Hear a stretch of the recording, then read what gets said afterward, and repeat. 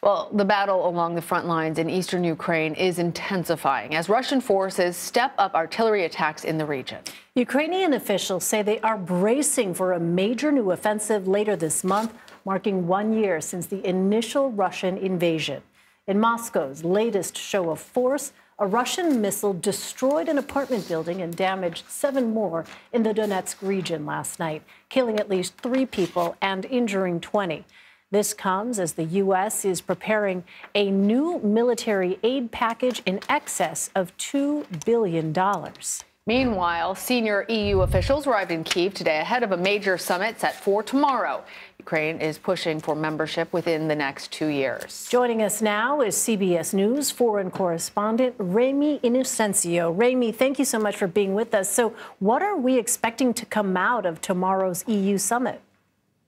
Elaine, hi. Yes, with the first anniversary of the war now just about 3 weeks away, we're expecting renewed messages of support from the EU, from a morale point of view, and then from a military point of view. The first is one of solidarity, and that the EU will stand with Ukraine as long as it takes. The second, though, includes the EU doubling its training of Ukrainian troops to 30,000 soldiers, and also the EU giving 25 million euros to get rid of mines in areas liberated from Russian control.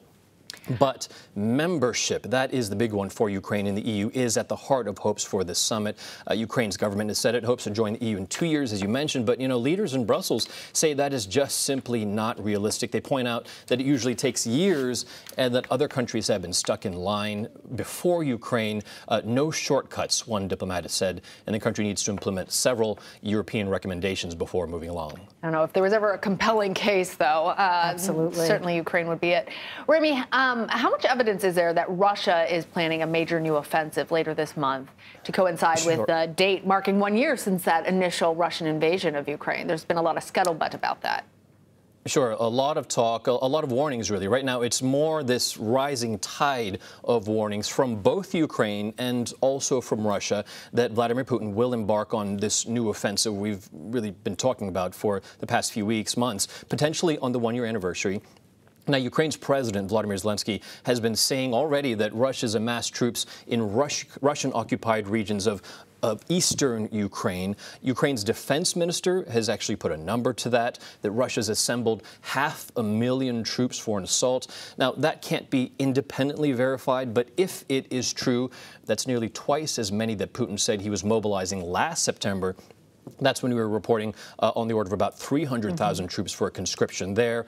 President Zelensky's chief of staff has also briefed U.S. National Security Advisor Jake Sullivan, chairman of the Joint Chiefs of Staff General Mark Milley, about possible actions. And just today, Russia's Foreign Minister Sergei Lavrov promised his country will overshadow any pro-Ukraine events on the anniversary. And, Russian attacks on eastern Ukraine have already risen over the past month, according to one military analyst, 60 each day a month ago to more than 90 each day last week.